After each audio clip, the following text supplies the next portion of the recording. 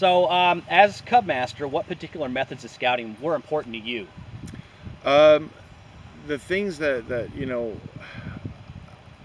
I think it comes down to the Scout Oath and Law. I think that's everything. It's why do we do things? It's like to teach the kids.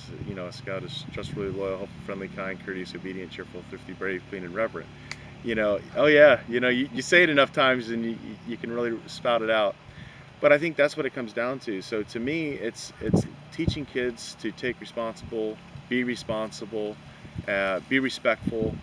and help them be successful and just good human beings at the end of the day. And I think that's probably one of the biggest things about the scouting program is giving those kids a way to learn how just to do the right things and be a better person.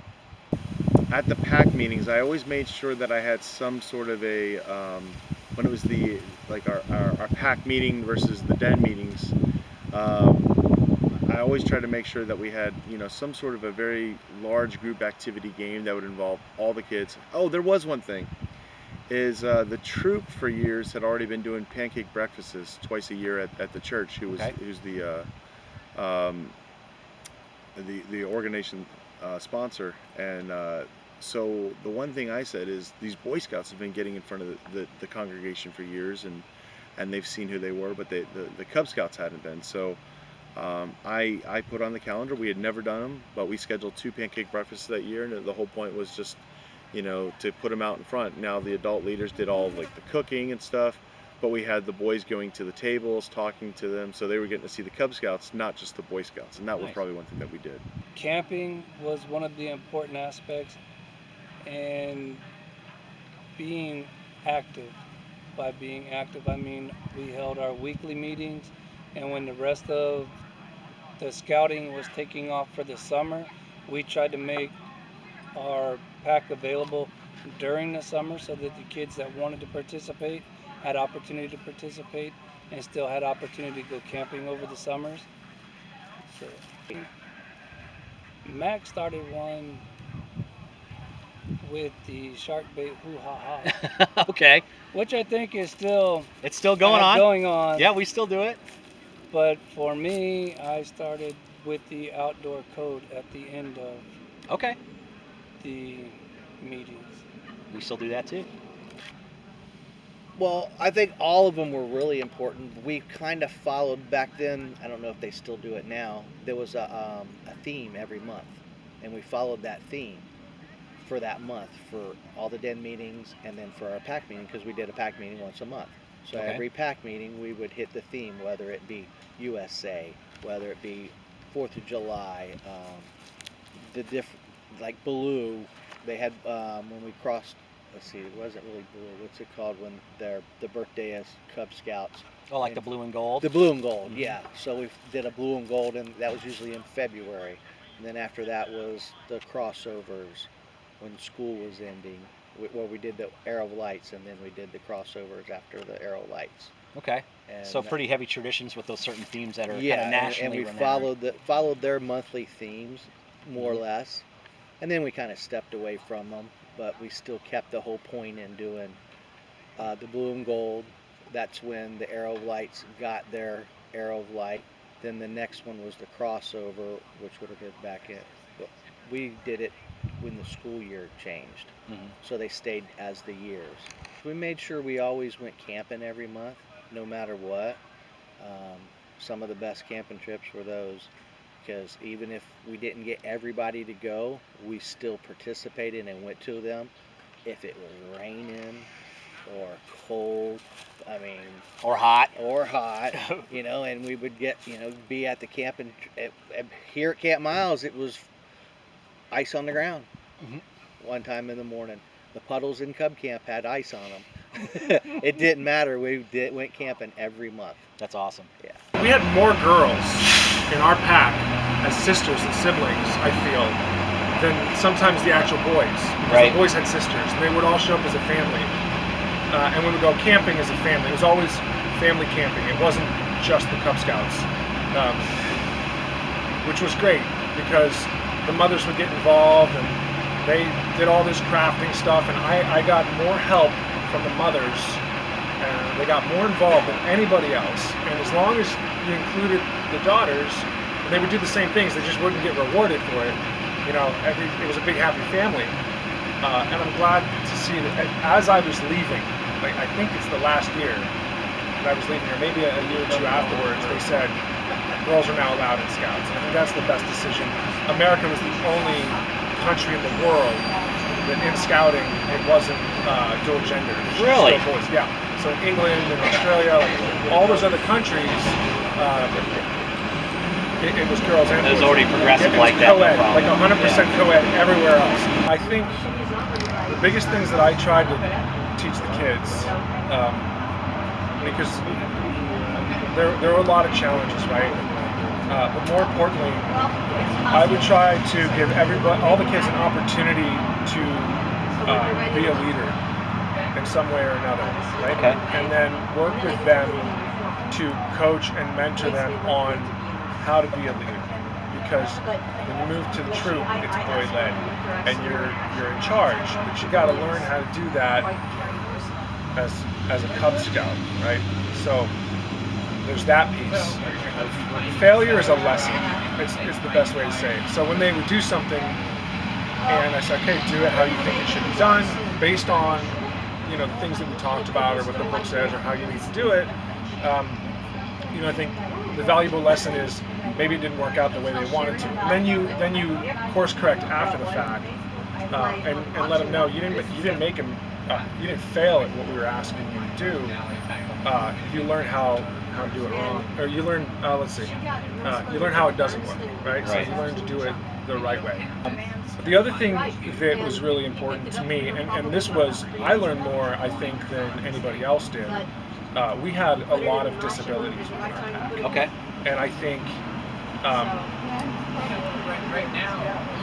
what I saw and in the end, what I really appreciated and watched people grow into is, these families come in and have kids with disabilities. They have the mindset that the Cub Scouts is all inclusive. They have a very open mind. These children with disabilities, maybe they can't do sports. Maybe they can't play ice hockey, right? Because they're not capable of, but they're capable of being in Scouts and being part of that pack. But the struggle is, when you bring in diversity like that, other people don't really know how to handle that, or it's uncomfortable for them. So I think one of the challenges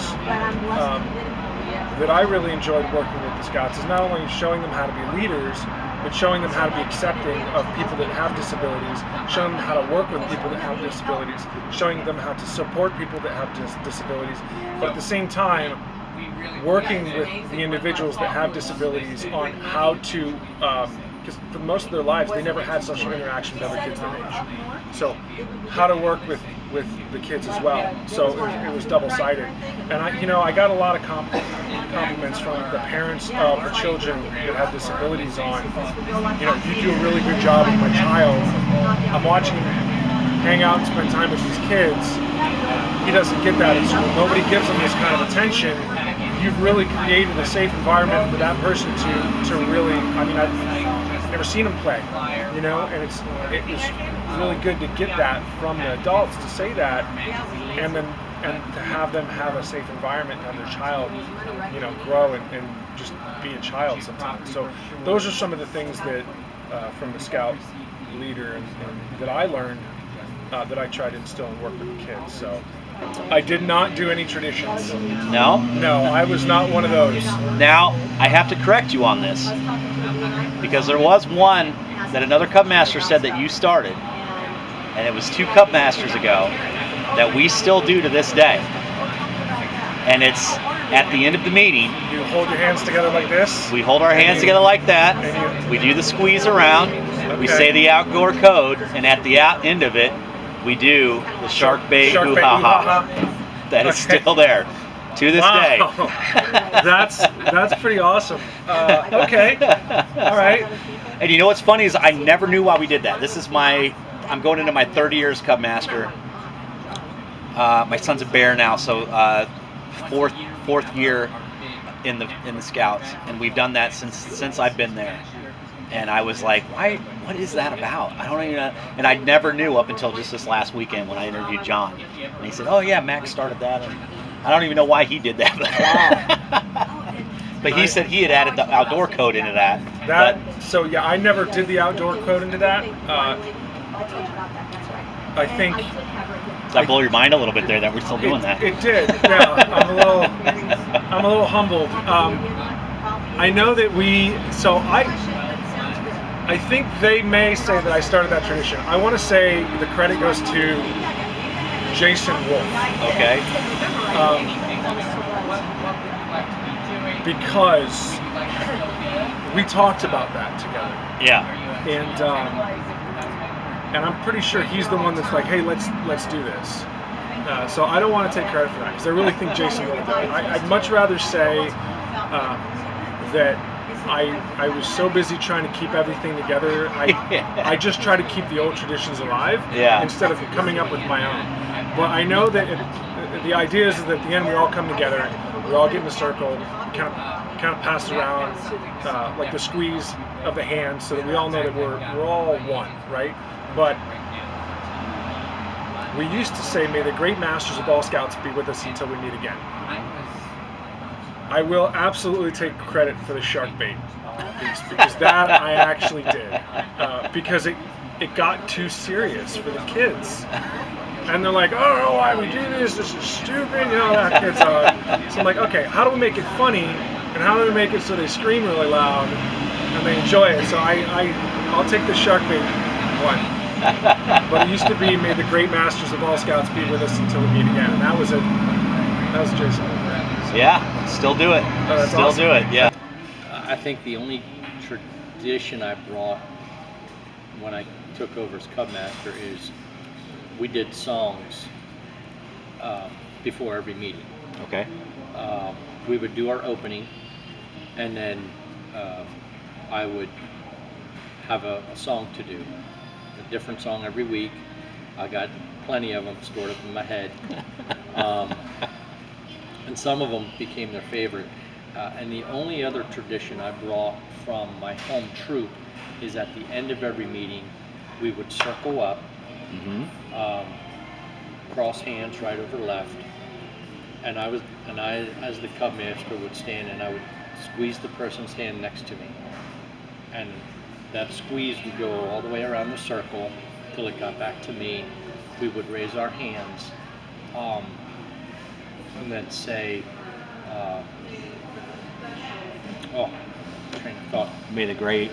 Yeah, may the great master of all Scouts be with us until we meet again. That would be the end of our meeting, and out the door they'd go.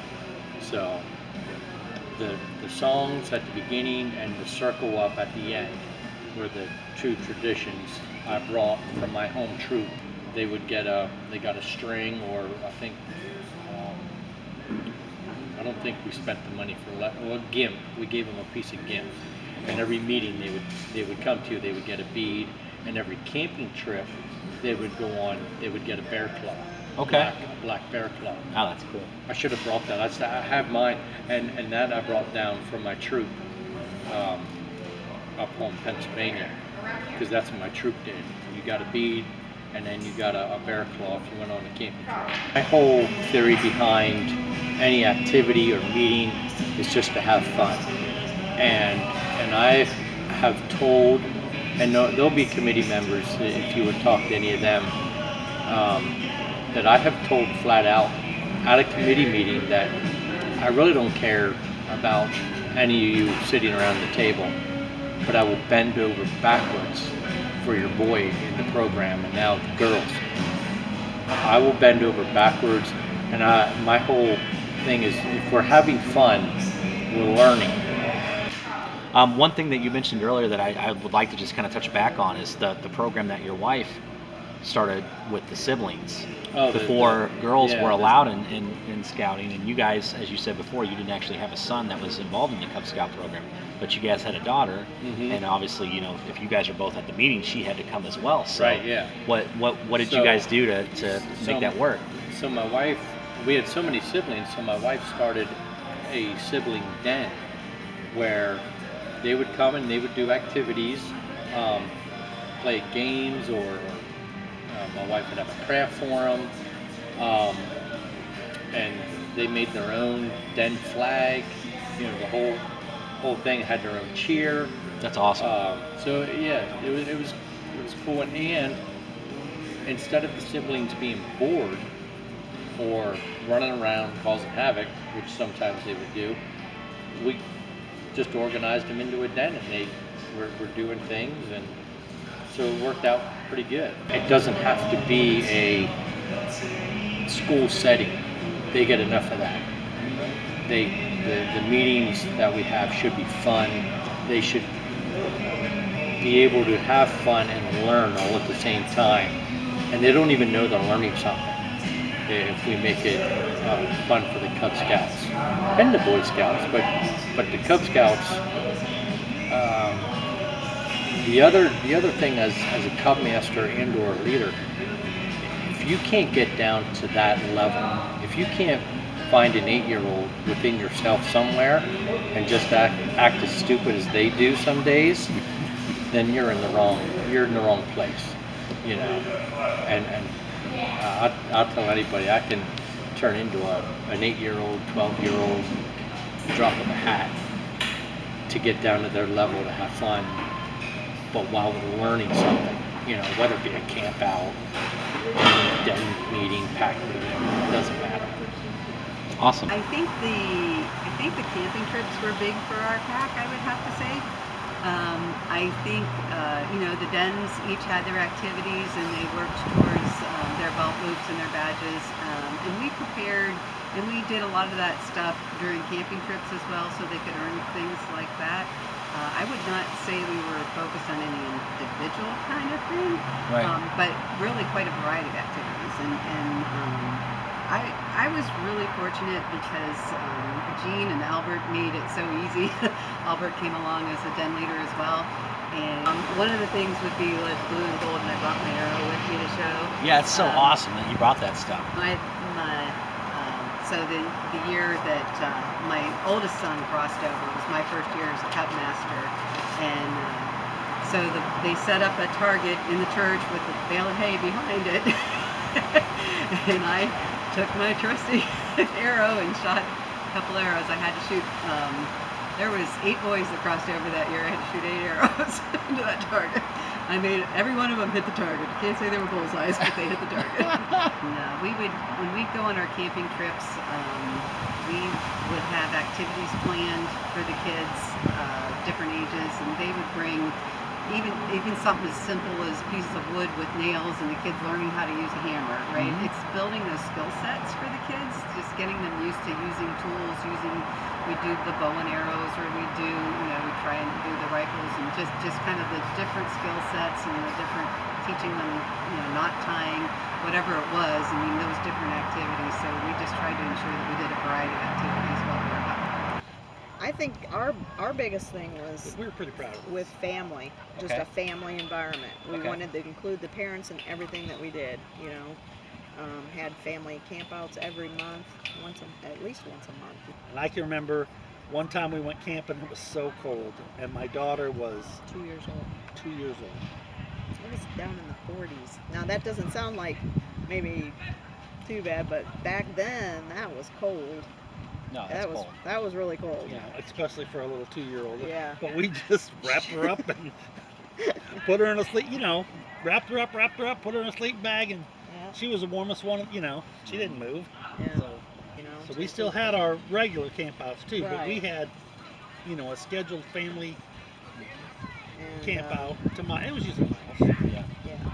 but it was, Just award, encouragement to bring your family, to bring your aunts and uncles and grandmas and just to bring them to the pack meetings, the once a month pack meetings. That was a big focus for us. trying to build the fellowship too. Oh, Not Oh, just important. like I was talking when we went through these questions, how the buddy system was so important, but not just the individual buddy system, but as a den. These are your guys. You need to rely on these guys. we had a what do you call it? Mascot. A mascot that I had made out of recycled Wait a materials. second. Is this the Chubby Cubby? It could be. Was it made out of tin cans and? Yes. Is Okay, it I've heard still about this already. Oh, It's not. Okay. I'm trying to track it down though, because it was still there through, at least I know, Sandy Trantina, and then Stuart Pulling. Oh my I don't know if you remember gosh. Stuart and Sybil Pulling. They were involved with the pack right after Gene McMullen was I Cub remember. Master, and then Gene went to Okay. Troop, and then Gene had Stuart go on as Cub Master. But Okay. now Sybil and Stuart run Sea Scouts out in Punta Gorda, Okay. so they run a ship up there. Oh, But I okay. talked to Sybil, and she was the first one to talk about the chubby the Chubby Cubby mascot. So if memory serves, I mean, I'll let you say it, but it's I 'cause it's mean, great to it hear. was made out of recycled stuff, Mhm. that's how I made it and put it together. But the way we started it, it was the den who brought the most people to a pack meeting got to take it with them. They you got know, it for the next month. for the next month, and then And they then brought it back to and the then next- the next person, The next meeting. one. And that was like one of the things, you know how you do your ceremony and you hand out your awards or whatever your Yeah. accomplishments. That was one of the last things we did every meeting. I That's mean, awesome. and they got so excited about it, that they won it, or whatever. Just encouraged them to bring more people next time to see what the pack was all about and to see what they do, and the accomplishments they've made, and all that. So. And how Oh my much gosh, I can't how believe much that's still how on. much the boys just thrived on. They Yeah. just loved it. Yeah. Something as silly it as was that, they exciting. just love it, right? Yeah. So the one thing that myself, Miss Sybil, and the other people that were there tried to concentrate on was making sure they had a nice ceremony, so that they felt like it was worth the effort to obtain the badge. Nice. That's a really important question to me that I found that I didn't really think of that it was going to be that important. But talking to all the previous Cub Masters and seeing all the things that were important to you guys or what you started that we might not do anymore because it might have fallen through the cracks. Like I think it's important for me to learn that and try to re-implement that stuff because maybe it was things that really made that pack kind of shine. And for some reason or another it stopped, but maybe it should be started up again, Well, one of the things that we did is we had a tree and we had different branches on it, and then we had the kids' names on it hanging from a string, and then if they got at the time it was if they got a certain elective done, then we would give them a bead for that. And then we had a list as to, so they could look back and say the blue bead is for maybe firemen, or yellow bead maybe for fire starting or something. Okay. And then they would, when they got, I think at the time it was like 12 or 13 beads, and they knew that they were ready to rank up and get their rank. And then we had extra things on it for events. They had two strings. One was for the electives, and then the other one we had a list of like a star or something, or maybe a football or a basketball or something, but it would mean a certain thing, like they went to a certain event with us. Okay, cool. That was in your dens though, right? Yeah, I can't remember what we called it. Was it I don't a remember. dangle or dongle or something? At our pack meetings, we had the cubby. It's in one of the powwow books. You make a cubby out of tin cans, and we painted it all blue. The Chubby Cubby. But we had the cubby, and we went and bought all 4 of the neckerchiefs. So whichever den got it could put their neckerchief on it, and they carried it around for the month to all our events, campouts, everything. And then they brought it back at the next pack meeting, and whoever had the most attendance at that pack meeting got the cubby for the next month. And boy, we had some close calls because every den was really working at getting that cubby because it made the boys feel really good. And our pack meetings, we made fun. Besides doing announcements for the month or for doing rank ups or anything like that, we would also play a game. And we would play with Skittles, like bingo or something like that. And the bingo was Boy Scout words. And every den played it, and whoever won, I would give them something, a prize or something. Every kid got something. So most of our paths that we start in adult leadership, we start at the Cub Scout level. Where do you feel that this path has taken you in life as well as scouting? Well, for me, which has been quite a path. Oh yeah. So for me, I feel like, you know, I've been put in kind of a professional mentor role, you know, through scouting, and by that what I mean is I'm a high school math teacher, and math is not the most fun class for kids. So there's plenty of times that I stop and we break out, and we have, you know, I squirrel with the you know, with the kids, and I go, and we have some fun. But on numerous occasions, I have what I call Mr. Font's life's lessons, and I just talk about things in real life and talk about why we should do these things, why we shouldn't do these things, you know, things that, hey, I did this, don't do this, you know. And I like to be able to mentor to entire groups of kids, because I have kids that I know their backgrounds aren't great, you know, they come from broken homes, they come from, you know, broken families, and so I like to be able to mentor that. And then probably more recently, you know, we ended up becoming a foster family in 2017, and ended up adopting our youngest son in 2020.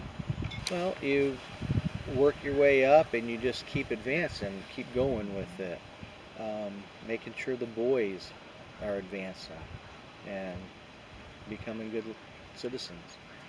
Do you feel like it's made you a better citizen as well? Of course. I mean, when I was a Boy Scout, I didn't finish Boy Scouts. I didn't make it to Eagle. I have been on the Eagle boards. I make sure, you know, boys in our troop work towards their Eagle. I try my best for them to finish it before they turn 18, because I did not, you know, and I wished I would have. You know, and I tell them, you know, I didn't.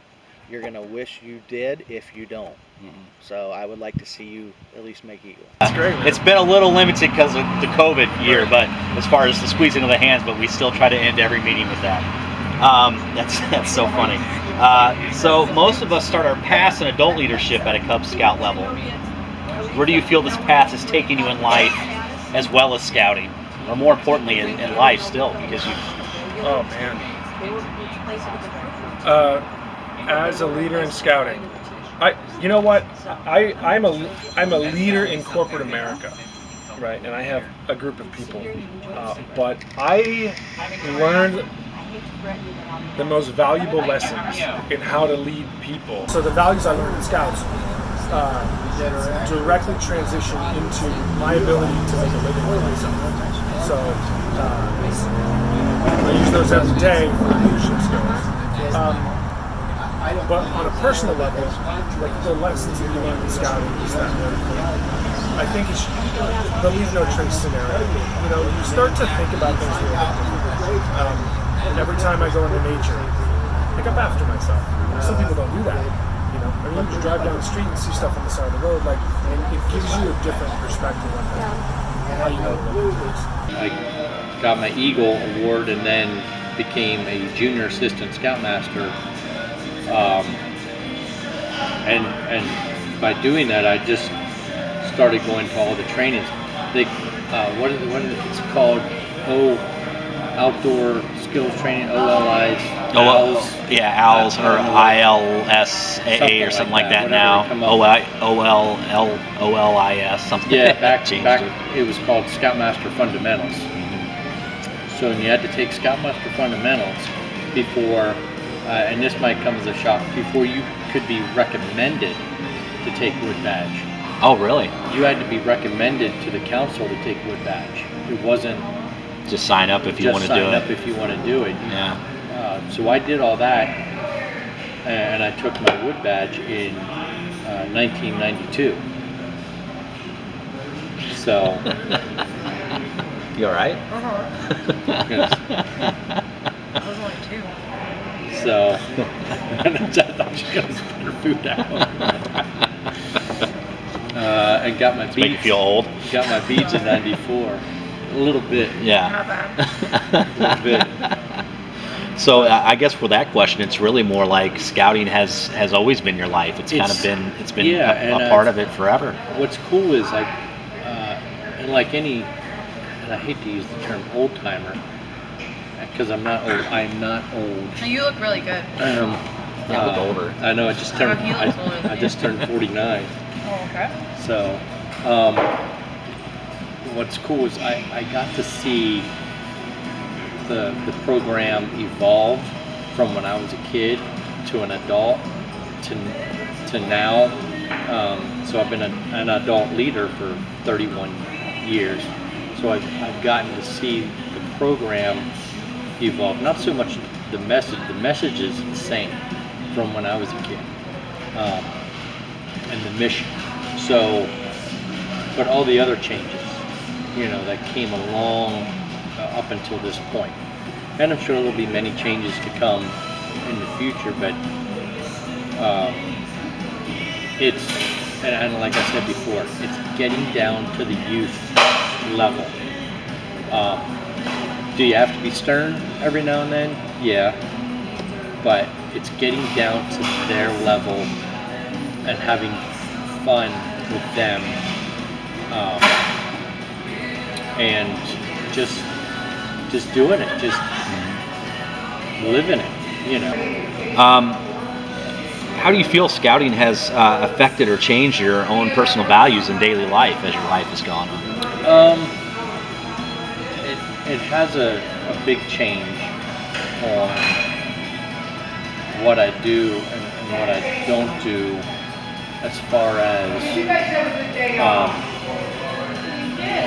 let's say going out and having a good time.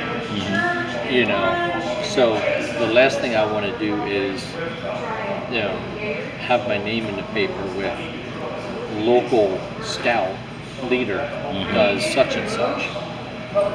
So no, I'm not saying you can't go out and have a good time, with your buddies and whatnot, have a few drinks and whatever. But it's that pause of, should I do this? Now back when I was, 19, 20, 21, probably 21 to 25, I was still that wild child, still out partying and doing whatever with my buddies. But as you go and you get older, I think that and the positions, the leadership positions you move into,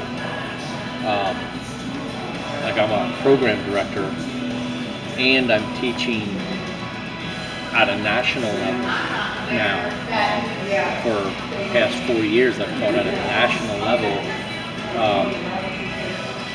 So, some of that goes into the decisions you make. The scouting values definitely are ones that I tend to try and live by. I think for me, it brought to light the need to be able to pour into young people. I continue to be a mentor to many young people as often as I can. When I get to connect with an old scout that I run into, one that was in the troop, it really warms my heart to see where they're at and what they're doing and what they're doing with their lives and stuff. But I even have like nieces and nephews and just different age kids, any opportunity, and I'm active in my church now to pour into young adults to just help them with this journey of life, anything that, from an emotional standpoint. I've learned that I have a gift of mercy and I listen well, and so anytime I can be there for somebody and mentor these young kids, that's kind of where I'm at. That's what I took away. The qualities that you're trying to instill in all those young men, you can't just talk the talk, you have to walk the walk. You have to, you can't blow up and go off and say that you have to be calm, cool, you have to, have ethics, if you just go through all of them, you have to be trustworthy, and one of my big things was, when we would teach a young man to shake someone's hand, don't limp it. You take that man's hand, you shake his hand, you look him in the eye, and you shake his hand. And I said, that's first contact. And just how they carried themselves. Well, you do that every day yourself as you. So in business, if you say you're going to do it, you do it. Well, the one thing is that long ago in scouting, they didn't have the training that you're talking about. So when we went back in and we did get that training, it was more formalized, like for the weekends I was talking about, and different seminars. Then when we go back to work, and then the people would see that we would handle a situation differently, so it would just make them look at you differently with more respect, and then it would be, help in your job that way. So you like gain tools from scouting that you can apply in other aspects of your life. Exactly. Yeah. For even if it's handling people, and not getting upset with any kind of adversary or adversity, then stuff like that. Oh, nice. That's a great answer. That's a good one. Do you think that it changed your own personal values in daily life? As far as the training itself, I would say that was ground into you as a 12 points of the Scout law since, in my case, 1964, and just the OA, Brotherhood of Cheerful Service, keeping the community's needs out there so that you could help, in my case, helping, or like different things, like we're members of the Power Squadron now and the Sea Scouts, but all that kind of just conglomerates together to help you face life, I guess you could say. I don't think it changed the values so much as brought out. I tend to be introverted. Scouting has brought out more of the extrovert, because you can't be very introverted in the middle of a den meeting. How do you feel our role as adult leaders, or what do you feel rather is our responsibility as adult leaders to the youth of scouting in a long-term aspect?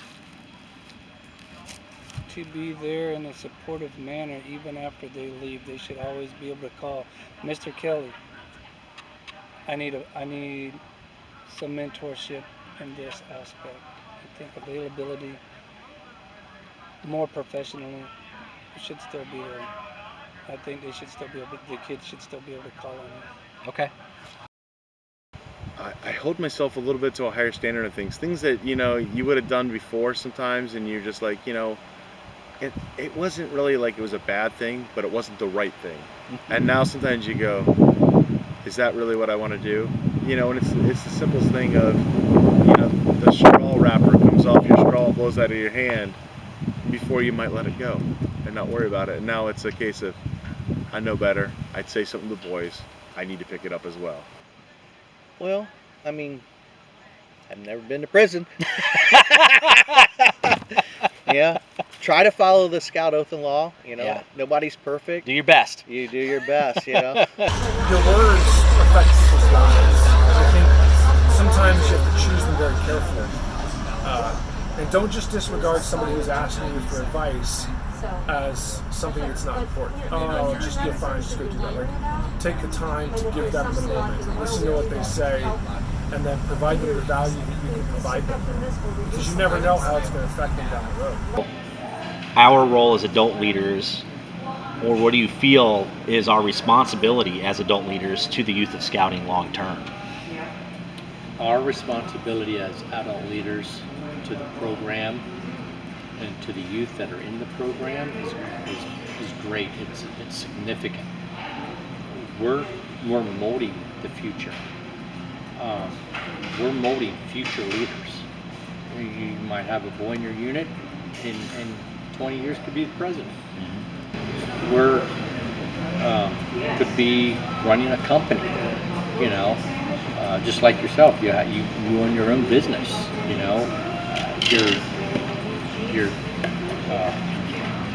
So you're looking to these youth and saying, my responsibility is to mold them in the way that the program is designed, the mission statement of the BSA, character development, citizenship, physical fitness. They're looking up to us for answers at this point. And one day someone's going to look up to them. And what we want is, when I was a scout, my leader taught me this. That's the best recognition you could ever get as a leader. That, my leader did this for me. I want to do this for the next generation.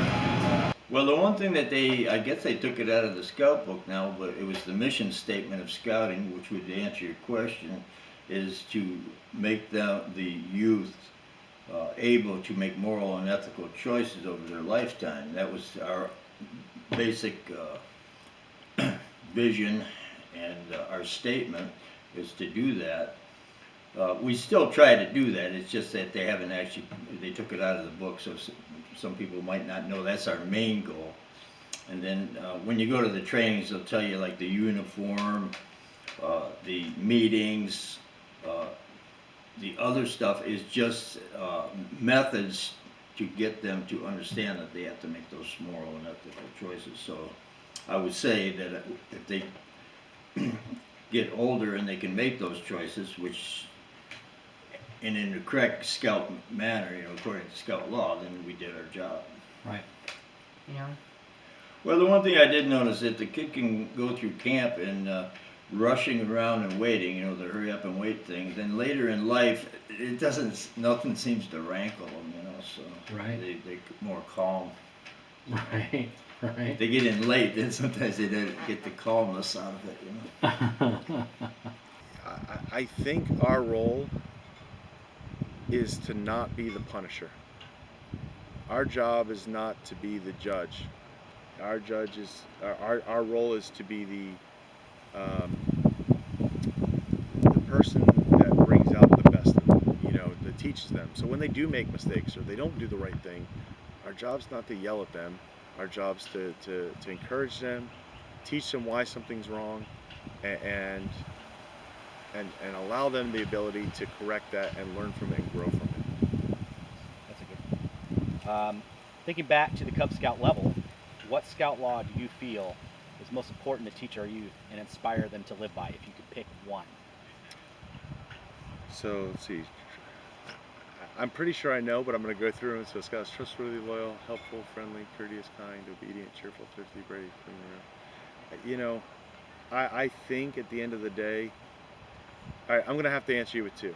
And there's a reason why. And so reverent, I think, is very important. I know you asked for one, but reverence important. I think that duty to God. So I want that out there. But if I'm picking one, I gotta say it's trustworthy. I think at the end of the day, if you're trustworthy, I think the rest fall into place. I'm gonna say thrifty. Okay. They always say I'm a cheapo, but yet, you know what? I got $1 in my pocket. You want to make sure you don't blow your money. Besides, all the 12 points are to live by. Right. But yeah, thrifty, put a little money away. You never know what might happen. You might not never need it. It'll be a good thing if you don't need it. I would say trustworthiness. Like, what can I do, and how can I be helpful? So anytime somebody needs something on the top shelf in the grocery store, I'm kind of obligated to help them get that down, right? And that's how I can be helpful, because nobody has everything. I forgot who it was, but there was an Indian chief that said, if you have one arrow, right, it's soft. You can snap it in half, right? That's one person, right, doing one thing by themselves. But if you get help, you take a bunch of arrows and you put them together and you wrap them up, that won't break, right? So as a society, you're stronger if you're helping each other than if you're just trying to do it as one person. I think if everybody keeps that in mind, you can progress society in a positive manner to where everybody helps each other out instead of everybody feeling like they're all out for themselves. And I think that plays a strong part in scouting, because in all the programs, nobody does something by themselves. Right? Kindness goes a long way, and kindness will back up the other points of the Scout law. Pays nothing to be kind to somebody, to hold a door for somebody, to help somebody open, out of their car, carry groceries, or anything. kindness backs up trustworthy, loyal, helpful. It backs all that up. Which is the most important to you? Well, I don't know about the Scout law, but I'll go with the Scout oath. The Scout oath says, on my honor, I'll do my best. I would say that would be the most important. Yeah. To whatever you're doing, whether it's the Scout law or not, is to do your best. Okay. I think trustworthy has to be a good one, because you don't have. There was one Cub Master with 761 that I would love to have interviewed and be inspired by, John Doherty. John had passed away, but left inspiration and great stories for many leaders. I first met John. Great story. He came to our school night. My son was he was a wolf, so he was in 2nd grade. And the school night was the first time they had done one for that pack in a number of years. Okay. And we had 90 kids show up and 90 kids sign up. Holy To moly. be in this pack. And these leaders were completely overwhelmed. They didn't know what to do with us. They went from about 12 scouts to over 100, and there really wasn't anybody at the time to step in and help. And I remember John being there, and he just kind of told us, scouting is organized chaos. It's organized, but it's chaotic. So we went on that year, and it was organized, and we lost a lot of scouts because the old leadership that was there, they didn't want to relinquish anything. They had their ways. They didn't really want new people coming in, but with a pack that large, you have to grow. So with that, we had a committee meeting, and John was there, and he was like, "Have I told you about USA?" And I was like, "I'm just a committee member. What do I don't need this training." And he was like, "Everybody needs this training." And he was the chancellor that year, and he was like, "I am the COR of this pack." And it was pack 870 out of Cape Coral, and he was like, "I want you to go." I said, "Well, what is that going to get me if I go?" And he's like, "Here's what you get out of it. It's a country hoedown and a camp out with no kids." Okay. And I was like, "Okay, great." So I went to that, and then it was like, he said, "Now you're hooked. You're going to be something." That was my first memory. John was loving. He was there if you needed him. He would call you. He would answer your calls at all hours. He didn't care. He would come to check on you. Even when I wasn't in his pack anymore, he came to check on me. I knew his dog. I knew his kids, and they were always, with him when they could be, or he was always talking about them. John was easygoing, pretty much just a friend to everyone. Honestly, I think my best John stories came after he was gone. Yeah. Learning more about the man that you look up to through everybody else's stories at his memorial, I think just seeing the impact of everybody that turned out for his memorial and all the stories they had of him, those are probably my best memories that I have of him. Things that I wasn't even involved in. It's pretty special when somebody who just tries to live their life the best way that they can and just try to do the right thing. And it's pretty maybe just every day for them, but how impactful that can be and how long lasting that can be for everybody else. I think John definitely lived by the Scout oath and law every day of his life. And I think the rest of his family does the same because of him, still. Awesome. Cool. In my duration of 25 years, I know every one of the leaders were important. Each one contributed, but probably the one that contributed the most was John Doherty. As far as in my eyes, the guy was strong and putting the pack. Strengthening the pack. He had good people to work with also because he was in that same era with Gene, Albert Johnston, several strong, lady leaders, great people. But John, he did so much for that pack, and then he come right in, stepped in, and he even strengthened the troop when he stepped in. And I wish I had 100 people like John. We'd have been the best unit in the district, but I think we were almost there anyhow. Well, I was glad. I know this was something John Doherty wanted to do when he was still living, but we never made the time to sit down. He wanted to put together a history of the 76, 761 units as to how they were started, who was involved with it, but like you said, he never got to it. You're working on it right now, so once you get done, make a copy of it and keep it in the archives, because this will be something that always can be checked back on and looked into.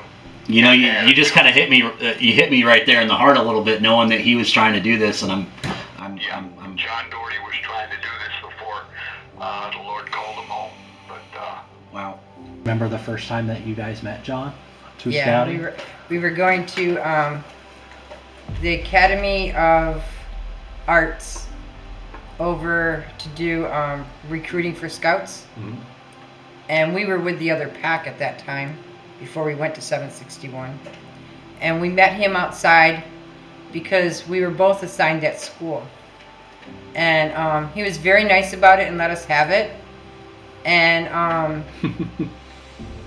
I mean, he had all his supplies with him and everything, and we got there, and this was our first time doing it and anything. But he said we could keep it and go there. And he left, and we went in and set up and everything. And then when we went to 761, he was there.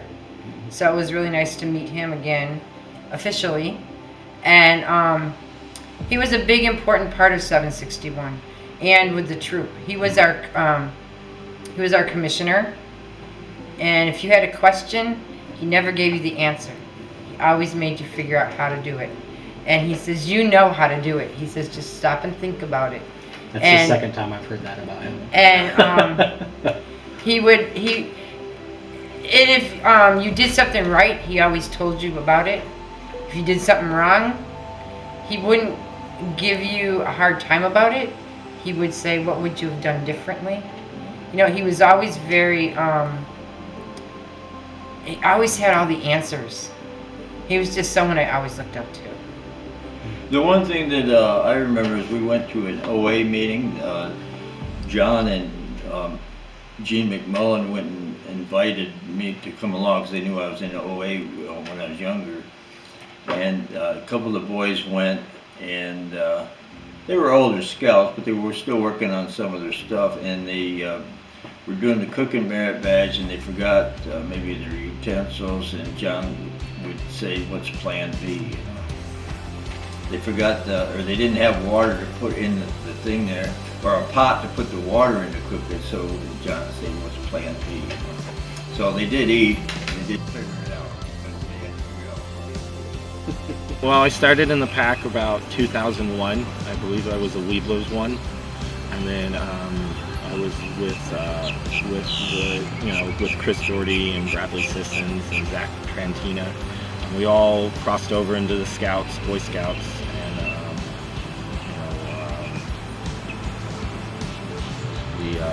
and we did everything you could do as a Boy Scout. You know, we even went off to win Brokeback Dog Challenge. We won the Scout Show a few times. We won Camporee, and we all made it. Me, Chris, and Bradley, we all made it to Eagle Scouts.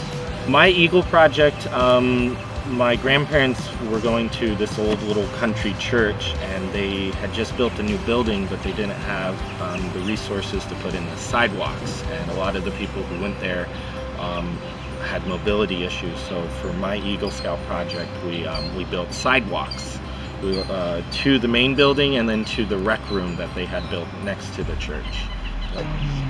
At the time when you were in Pack 761, Sandy was your Cub Master you'd mentioned. Yes. John was the Cub Master previously, before Sandy, and handed Sandy the reins, and then he went on to our troop 761. So that was your first interaction, really probably with John, was when you crossed over? No, actually he was my den leader for Weeblos. Me and his son were at the same age, so I believe he passed it on to Sandy to be the Cub Master, but he still stayed in the pack to be our den leader, and we kind of, as we aged, he aged as our den leader. So he probably wasn't the official Cub Master, but he was there kind of yeah. slowly making the transition and making sure that Sandy had everything ran, and he was kind of more in the background going, okay. Absolutely, yes. Okay. Yeah. He was, I was probably in the 4th or 3rd grade when I met him, and he was 6 foot. He was that stereotypical dad, you know. He had the white long socks and the white sneakers, and he had a very commanding presence. Like, he had a deep voice, and I remember meeting him, and I'm like, gosh, I hope that isn't my leader, but now, he was like one of the greatest men I've ever had the pleasure of meeting. So it's like, but yeah, I remember I was kind of intimidated by him, by just his big stature and his deep voice. He was the definition of a mentor. He was like a second father to me. It's to a point, like, I think about him, after he's passed, I think about him all the time. If I'm ever having a hard time in life, I think about, like, what would John do, he was always that guy you could rely on for his wisdom and his knowledge. He was very knowledgeable about everything, scouts, life. It was real awesome having him. If he was mad, he had really good reason to be mad at us. And he wasn't the one to show, like, he didn't have a short temper, but he wasn't afraid to tell us that, we were in the wrong of something. Well, I don't want to say he was he criticized us or anything, but we were most likely in the wrong. So, Yeah, your kids are messing up. Exactly. I do know one thing. If you ever tried to, like, shout at him or yell at him, you would never win. He always said that, if like young guys and everything, we were always trying to prove ourselves. And, we try to, like, yell at him. He would, like, yell twice as loud, and then you yell twice as loud. You could never beat him in a screaming match or a yelling match. You could never, and it wasn't like, he was always yelling at us, but, we knew we were in the wrong. He was invested in our lives.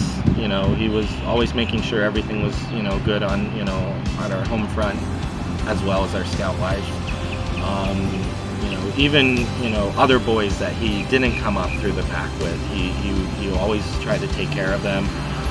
He was wanting all his boys to become Eagle Scouts. And I remember, when you're turning 17, you're still a Life Scout, and you're just dragging your feet on getting that Eagle Scout project done. He was always that driving force to getting it done. He was always there checking on us. He's willing to help us out any way he can to help us, proceed.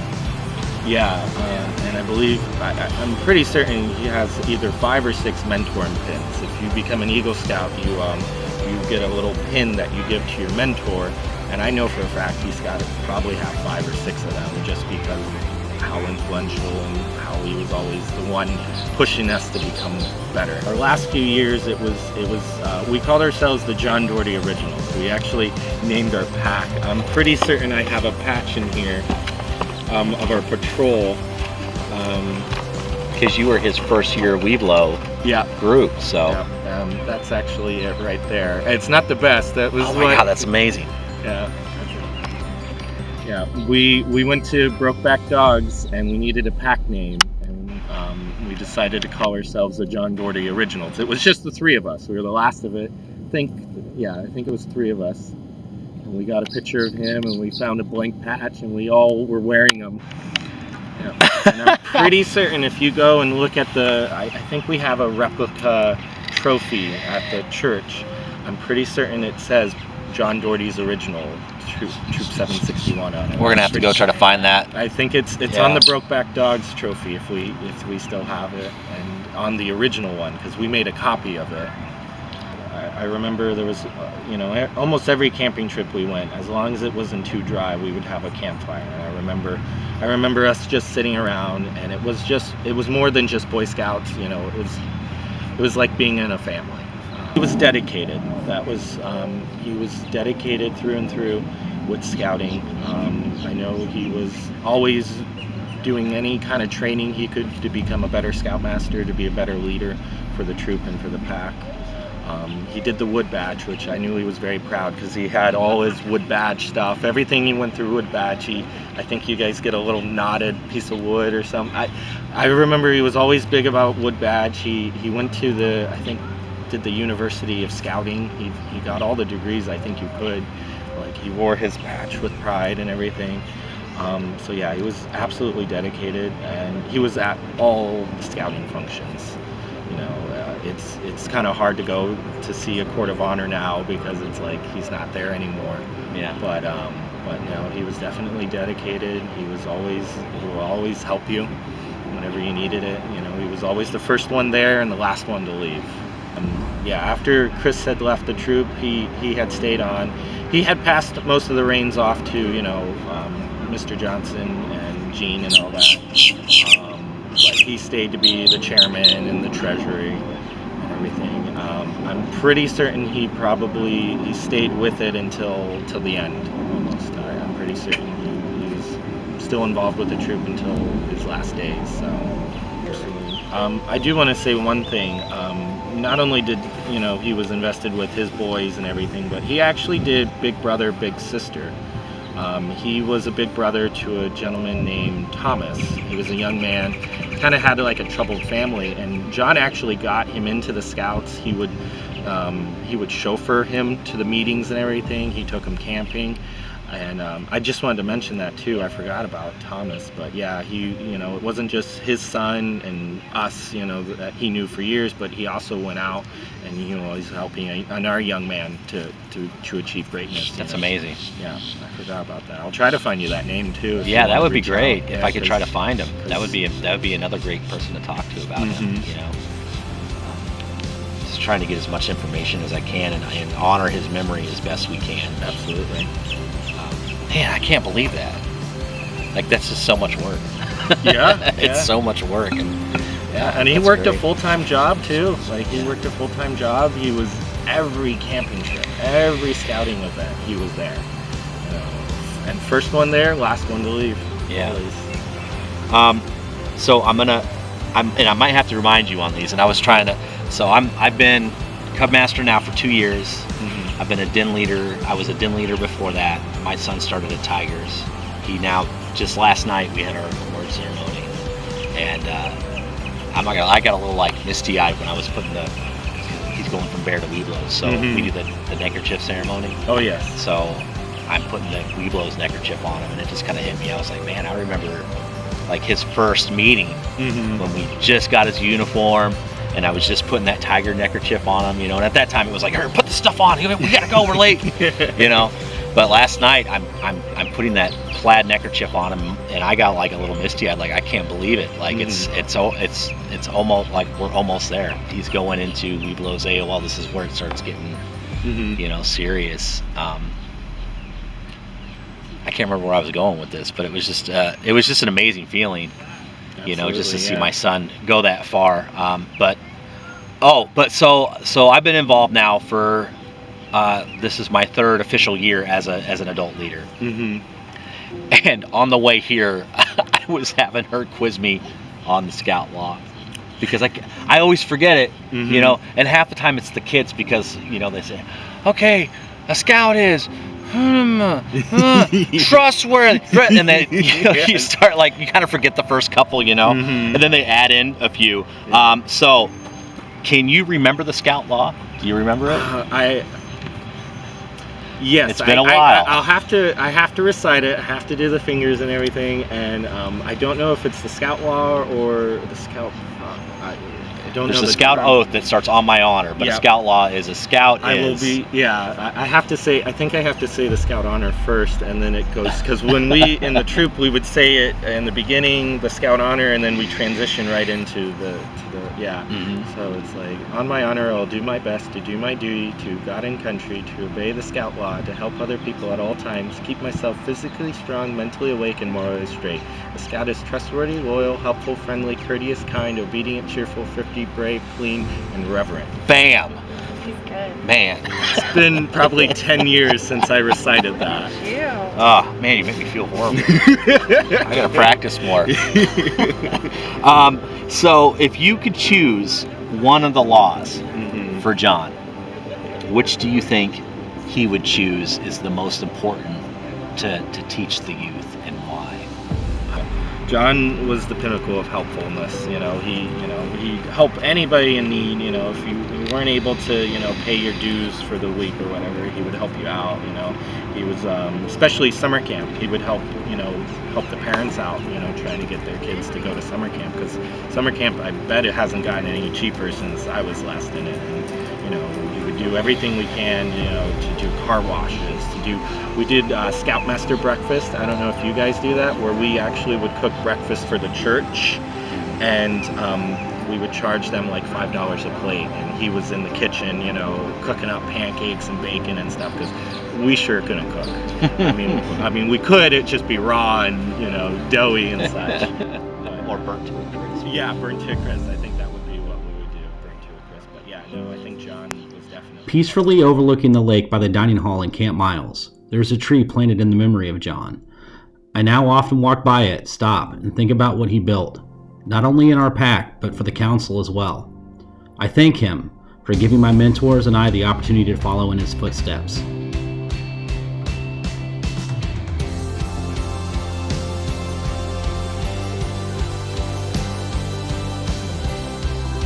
I am honored, now knowing that through my work with the pack, we honor John's flame of scouting and keep it alive.